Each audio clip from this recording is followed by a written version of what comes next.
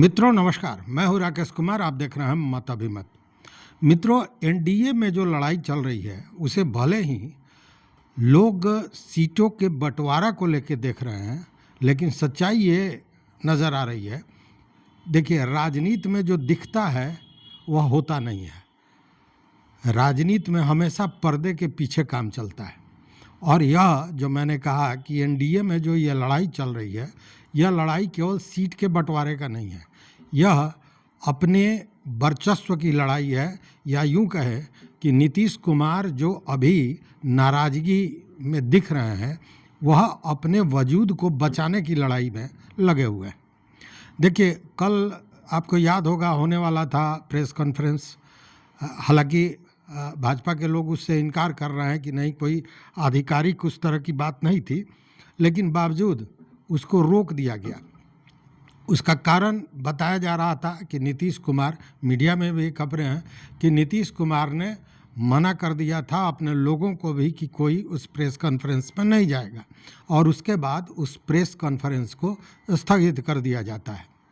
देखिए, है क्या कि नीतीश कुमार ने 9 सीटों को एक तरह से कहें कि प्रतिष्ठा का प्रश्न बना लिया है, और वह 9 सीटें वैसी हैं जिस पे जदयू के लोग या तो जीतते रहे हैं या बढ़त में रहे हैं।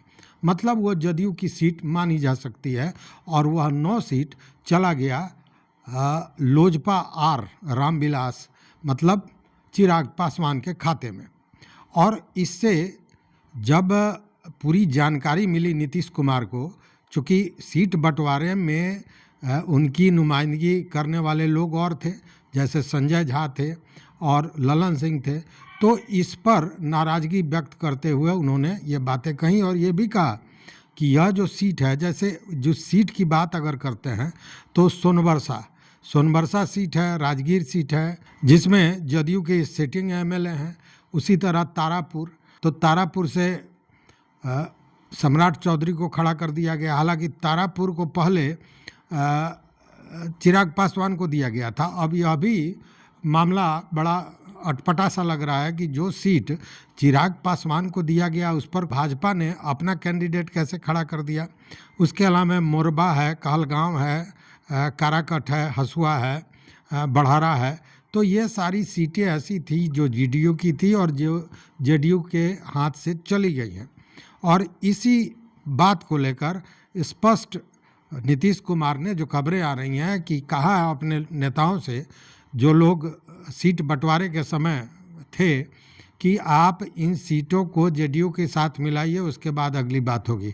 साथ में यह भी स्पष्ट कर दिया कि अभी जो मुख्यमंत्री का चेहरा कौन होगा यह भी स्पष्ट होना चाहिए। मतलब अब तक जो पिछली गली से भाजपा निकलती रही है, जब भी कोई पूछा जाता रहा है कि मुख्यमंत्री का चेहरा कौन होगा, तो ये बताया जाता है कि नीतीश कुमार के नेतृत्व में लड़ाई होगी। लेकिन नीतीश कुमार मुख्यमंत्री बनेंगे कि नहीं, इस पर कोई चर्चा अब तक नहीं होती रही है। इसको लेकर नीतीश कुमार ने कहा कि पहले आप यह स्पष्ट कीजिए कि मुख्यमंत्री का चेहरा कौन होगा।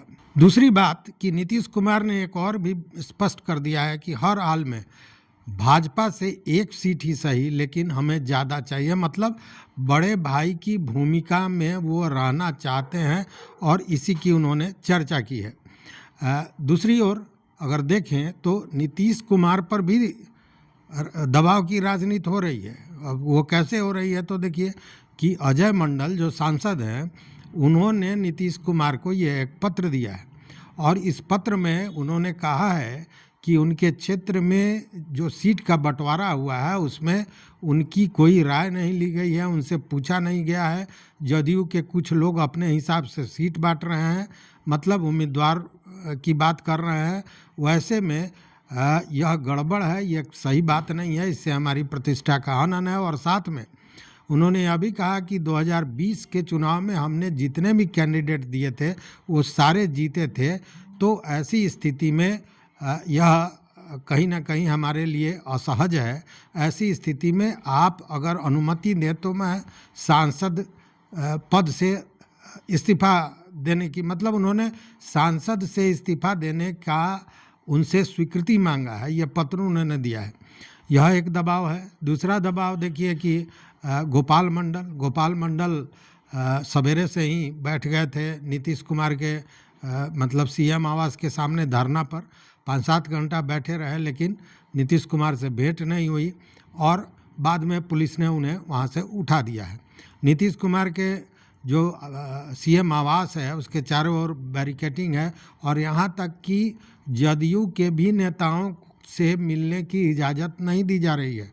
मतलब कि वह रुष्ट हैं और इस बात को उन्होंने स्पष्ट कर दिया है और साथ में वो अपनी रणनीति बना रहे हैं। जिस नीतीश कुमार को लोग कह रहे थे कि मानसिक रूप से बीमार हो गए हैं, सही नहीं है, अवस्था सही नहीं है, उन्होंने यह दिखा दिया कि वो कितने सही हैं। और उनके इस कार्रवाई से देखिए बोले कुछ नहीं है वो, लेकिन इससे पूरा हड़कंप यहाँ से लेकर पटना से लेकर दिल्ली तक मच गया है। सारे लोग बीच बचाव की बात कर रहे हैं, सम्राट चौधरी भी मिले हैं, लेकिन अभी तक कोई रास्ता निकल नहीं रहा है। और अब लगता है कि इसमें दिल्ली के बड़े नेता मतलब अमित शाह की भी एंट्री हो सकती है। मतलब अमित शाह भी इस मान मनोबल में आ सकते हैं पटना, हालांकि आने की उनकी सूचनाएं भी इस तरह की खबर उड़ रही हैं। तो इस तरह का दबाव भी है और इसी में देखिए कि जो नीतीश कुमार की नाराजगी है उसको लेकर बजाबते जीतन राम मांझी भी, जो हम के नेता हैं, वह भी उनके पक्ष में खड़े दिख रहे हैं। उन्होंने कह दिया कि नीतीश जी का जो गुस्सा है वह एकदम वाजिब है और उन्होंने कहा कि अकेला चना भाड़ नहीं फोड़ता है, अकेला चना भाड़ नहीं फोड़ता है। यह निश्चित रूप से उन्होंने कहीं ना कहीं इशारे में चिराग पासवान के बारे में कहा है। और उन्होंने कहा है कि नीतीश कुमार की जो नाराज़गी है वो सही है। उन्होंने कहा कि मैं भी गया के 2 सीटों पर अपना उम्मीदवार खड़ा कर दूंगा और उसमें उन्होंने बोध गया और मखदूमपुर की बात कही। मतलब वो अभी विरोध में नज़र आ रहे हैं इस जो सीट शेयरिंग की बात हुई है उसमें, और साथ में उन्होंने नीतीश कुमार का पक्ष भी लिया है। कुशवाहा जी भी अपनी नाराज़गी दिखा चुके हैं। और जो ये जीतन राम मांझी दोनों सीट की बात कर रहे हैं, यह दोनों सीट चिराग पासवान को दी गई है। मतलब उधर नीतीश कुमार भी चिराग पासवान को जो सीटें दी गई हैं उस पर आपत्ति जता रहे हैं और इन्होंने भी कह दिया कि हम 2 सीट बोधगया और मखदूमपुर में अपना खड़ा करेंगे कैंडिडेट। मतलब कि यहाँ भी परेशानी चिराग पासवान को होने जा रही है। इसी में बीजेपी ने अपना 71 लोगों का लिस्ट भी जारी कर दिया है और इसमें आश्चर्य की बात यही है कि जो सीट चिराग पासवान को दी गई है उसमें से अब जैसे तारापुर पहले चिराग पासवान की बात हो रही थी लेकिन उस पर सम्राट चौधरी को खड़ा किया गया है। उसी तरह मतलब कि एनडीए में अभी मामले सुलझे नहीं हैं, अभी मामला चल रहा है। अब दूसरी ओर देखिए महागठबंधन की बात, तो वहाँ भी रस्साकसी बरकरार है, वहाँ चल रहा है। चूँकि कांग्रेस के तरफ से किसी ने इस तरह की चर्चा कर दी है कि अगर सम्मानजनक ढंग से सीटों का बंटवारा नहीं हुआ, वैसी स्थिति में मैंने कहा यह जा रहा है कि दिल्ली ने अपने प्रदेश जो संगठन है उसको इशारा किया है कि अगर सम्मानजनक ढंग से सीटें नहीं दी जाती हैं उस स्थिति में अकेले 243 सीटों पर लड़ाई की तैयारी करें। मतलब कि वहाँ भी मामला कुछ ठीक नहीं चल रहा है। आपको याद होगा कि दिल्ली से कल लालू यादव आए, उसके बाद उन्होंने कुछ लोगों को सिंबल भी दे दिया, लेकिन उसके बाद फिर दिल्ली से पहुँचे तेजस्वी यादव और उन सिंबलों को जो लालू प्रसाद यादव ने दिया था पुनः वापस मांग लिया गया। इसके पीछे कारण यह बताया जा रहा है कि जब इस तरह की बातें आई तल्खी वाली कांग्रेस के तरफ से, तब कुछ फिर हुआ कि जब पूरा सीट शेयरिंग का मामला फाइनल हो जाएगा कुछ सीटों का मामला भी है, मतलब कि कौन विधानसभा कौन लेगा, इसको लेकर भी कुछ मामले हैं। तो वैसी स्थिति में सिंबल वापस ले लिया गया कि जब फाइनल हो जाएगा उसके बाद सिंबल दिया जाएगा। तो यह भी एक मामला है, चूँकि ये कांग्रेस है वो मांग रही थी कि 78 सीटें और 50-55 पर अटका हुआ था राजद, लेकिन अब राजद 61 सीट पर तैयार हो गया है और कांग्रेस 65 सीटों की मांग कर रही है। तो यही अभी रस्साकसी चल रहा है, मतलब कि महागठबंधन में भी वही स्थिति है जो एनडीए में है, दोनों तरफ ही बवाल मचा हुआ है। और कांग्रेस जो सीटें मांग रही है उसको राजद नहीं दे रही है, इसको लेकर भी विवाद है। मतलब अच्छा, वही विवाद उधर एनडीए में भी देखने को मिल रहा है। और इसी बीच में पप्पू यादव का आप जानते हैं कि जो बयान देते हैं तो हमेशा कुछ ना कुछ हड़कंप मच जाता है। पप्पू यादव ने भी यही कहा कि यहाँ सम्मानजनक ढंग से बात होनी चाहिए, यहाँ कोई छोटा बड़ा नहीं है, हम बराबर के हैं, कंधे से कंधे मिला के चलने वाले हैं। मतलब कि उन्होंने बराबरी की बात की, मतलब सीटें बराबर होनी चाहिए। अब यह एक अलग मामला है। हालांकि कई टीवी चैनलों पर उन्होंने अपना जो वक्तव्य दिया है उसमें भी इन बातों को बड़े ढंग से यूँ कहें कि परिमार्जित भाषा में इन बातों को रखा है। उसी में जब उनसे पूछा गया कि क्या नीतीश कुमार फिर महागठबंधन में आ सकते हैं, तो पप्पू यादव ने बड़ी सहज ढंग से कहा कि ये उनका घर है, वो आएंगे, इससे तो और भी बेहतर है, हमारा गठबंधन और भी बड़ा होगा और भी मजबूत होगा। मतलब कि उनके आने की बात, हालांकि उनके आने की बात कल भी राजद कार्यालय में, मतलब लालू आवास में ये चल रहा था। चूँकि जब सिंबल वापस देने आए थे भाई वीरेंद्र, तब जो पत्रकारों ने पूछा उसमें कुछ इस तरह की बातें उन्होंने कर दी कि ये हल्ला हो गया कि नीतीश कुमार अब आने वाले हैं, अब आने वाले हैं। हालांकि इसकी कुछ पुष्टि इस बात से भी होती है कि संजय यादव जो राज्यसभा सांसद हैं राजद के, वह भी नीतीश कुमार से मिले हैं। अब भीतर खाने क्या खिचड़ी पक रही है और पक के क्या सामने आएगा यह तो समझने वाली बात है, या आने वाला समय बताएगा। लेकिन सब कुछ ठीक ठाक दोनों ही गठबंधन में नहीं है, चाहे वो एनडीए हो या महागठबंधन हो, इंडी गठबंधन हो, तो दोनों की स्थिति वही है।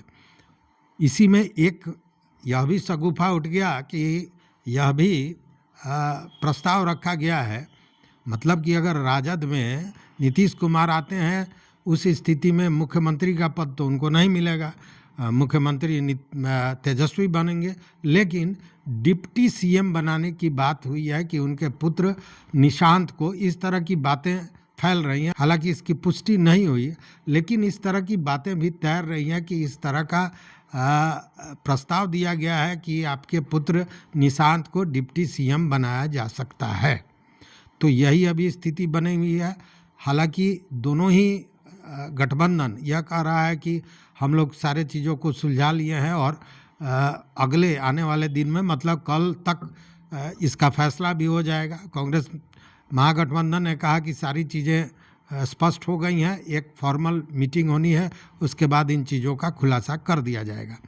तो अब कुछ प्रश्न उठता है कि क्या नीतीश कुमार बने रहेंगे, क्या नीतीश कुमार फिर महागठबंधन में जाएंगे, क्या नीतीश कुमार के पुत्र निशांत डिप्टी सीएम बनेंगे, और क्या सबसे बड़ी बात है कि क्या चिराग पासवान को इन सारे एनडीए के भीतर जो हंगामा चल रहा है उसका झटका अगर लगेगा तो चिराग पासवान को लगेगा। मतलब कि जिस चिराग से प्रकाश फैलाने के लिए भाजपा ने इस तरह का व्यवस्था किया था, उसी चिराग से एनडीए में आग लगता नज़र आ रहा है। देखते हैं निराकरण क्या होता है। आप भी देखते रहिए और इस विषय पर अपना मत, अपना विचार जरूर दीजिए। देखते रहिए मतविंदन। मित्रों, चैनल पर नए हो तो सब्सक्राइब कीजिए, लाइक कीजिए, दोस्तों के साथ शेयर कीजिए और अपना विचार जरूर दीजिए। बहुत बहुत धन्यवाद, कोटिशाह आभार।